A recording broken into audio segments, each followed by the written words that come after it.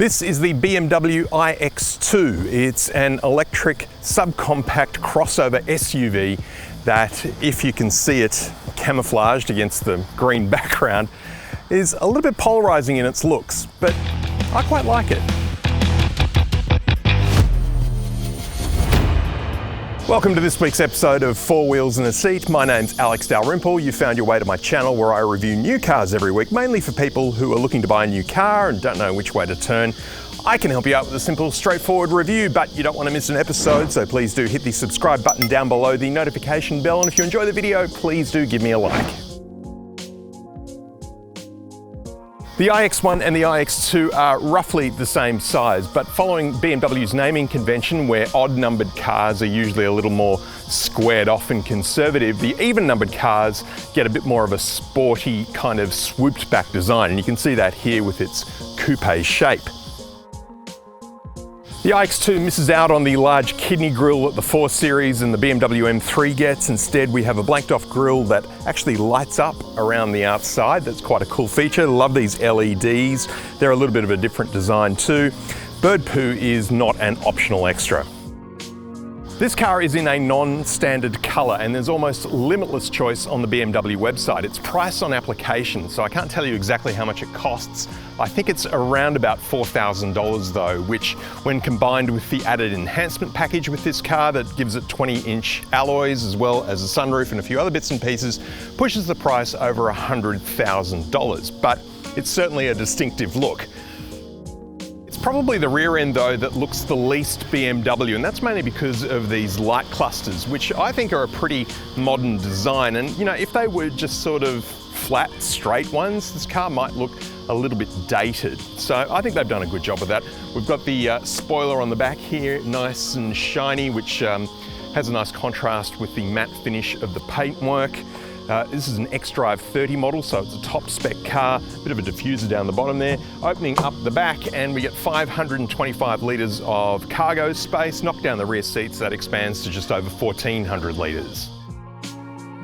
This car, being the top spec xDrive 30, gets 2 electric motors, making it all-wheel drive. So we've got one electric motor here at the front and another at the back on the rear axle. Together they output 230 kilowatts of power and 494 Newton meters of torque, 0 to 100 in 5.6 seconds. A fully charged battery, if you're driving very slowly and sedately and sensibly, will give you 449 kilometers of range, and charging to 80% takes about 29 minutes at a high-speed charger.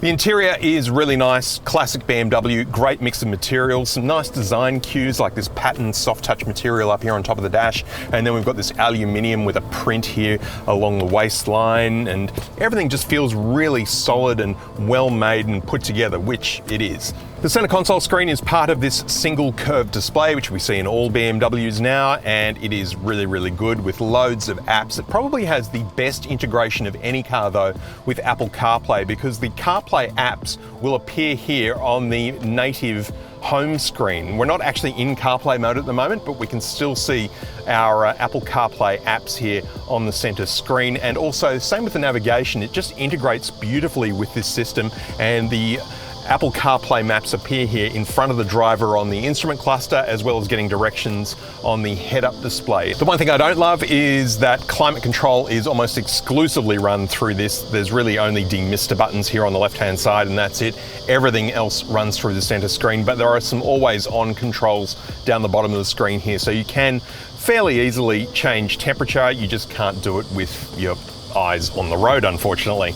A nice big air vent here for the driver. The passenger air vents are in front of them here on the dashboard. The sound system is by Harman Kardon and sounds predictably good. Wireless phone charging under that, which doesn't work so well with my phone with a case on it. I've got to take it out every time I need to charge my phone, which is a bit annoying. It's got a roller coaster bar style sort of thing here to hold the phone in place.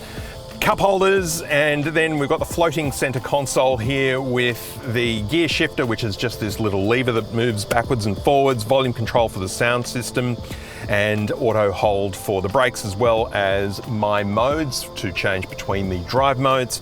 And then one of the most puzzling features, which I've come across in a couple of BMWs lately, and that is the center bin here that opens the wrong way away from the driver.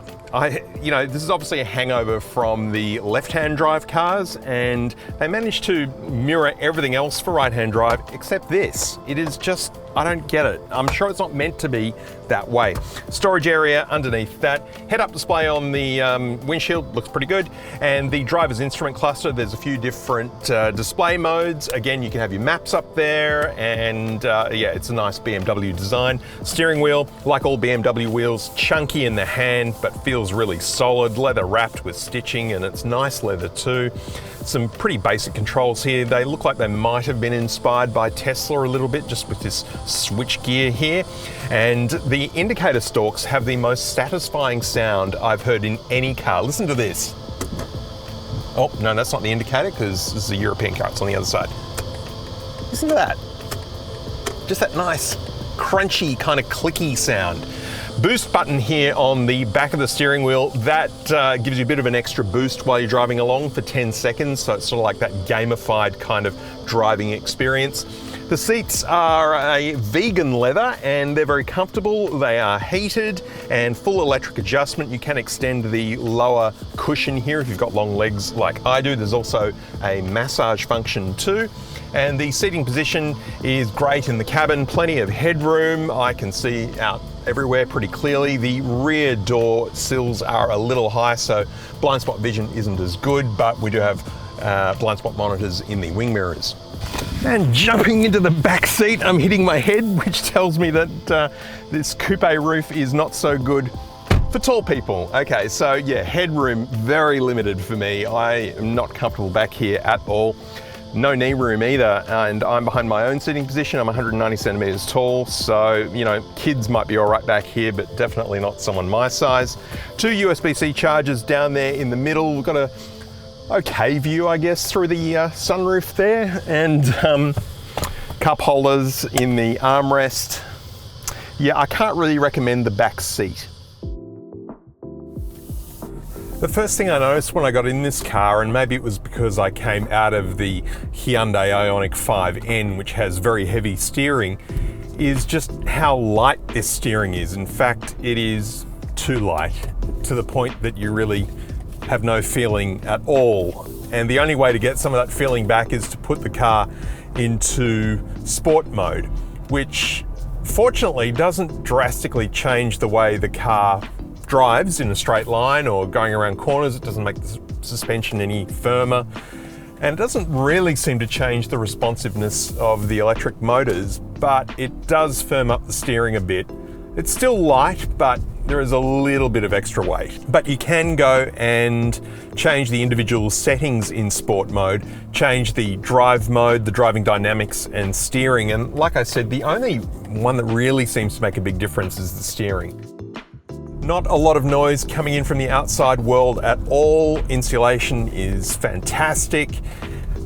And the only thing you can really hear is a little bit of fake electric motor noise, which was of course designed by famous German film composer Hans Zimmer. And you also get the nice noise when you switch the car on and off. And that's all you can really hear. I mean, there's a little bit of road noise coming through, but it's not really enough to worry about. Is the BMW iX2 a turn-back car, a car so good looking that you have to turn back and look at it after you've parked it? Yeah, look, it's a good looking car. I think it's actually the color of this particular car that makes it turn back worthy, because it is a really bright, eye-catching shade of green, not a green found in nature. It's not ugly, but I don't know, it does have a bit of that classic sort of BMW look, which you kind of see everywhere. One thing that does drastically change the performance of this car though is the boost paddle here on the back of the steering wheel, because when you do that, you do get 10 seconds of added power, and it's actually really good. It's not quite at the same level as a Ioniq 5N, for example, but it certainly does give you a good kick in the guts. Like all BMWs, I kind of feel like I'm driving a car that's made out of sandstone. It is so solid and so well tightly put together, but it doesn't feel overly heavy or cumbersome to drive, and it's not hard to park. Well, now that we're here in bumper-to-bumper peak hour traffic, let's check out the adaptive cruise control and see how well that handles a bit of stop-start traffic.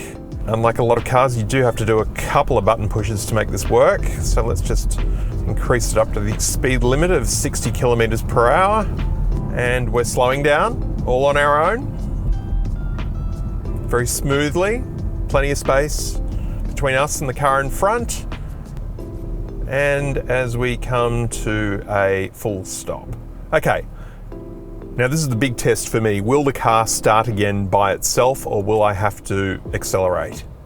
The car started again by itself. This is good. I like this system. There's also a regenerative braking mode, and you can access that by pushing down on the gear shifter once you're in drive, pushing down again, and it goes into B mode. Straight away, you can feel just the car kind of slow down a little bit as it kicks in. So it does allow you to do one pedal driving, which I'm a big fan of, but it is quite strong and you can't change the level of it. So most cars, there are sort of 3 levels you can switch between. This is just either on or off. The iX2 and the iX1 do feel very similar in the way they drive. So I guess the main difference is really style. Compared to other cars in this segment, the BMW iX2 is very good, but it is expensive if you want to option it up. And there's not much room in the back, so really not ideal for families. But if you're a young, upwardly mobile urban professional who's looking for a cool looking EV, this is one worth checking out.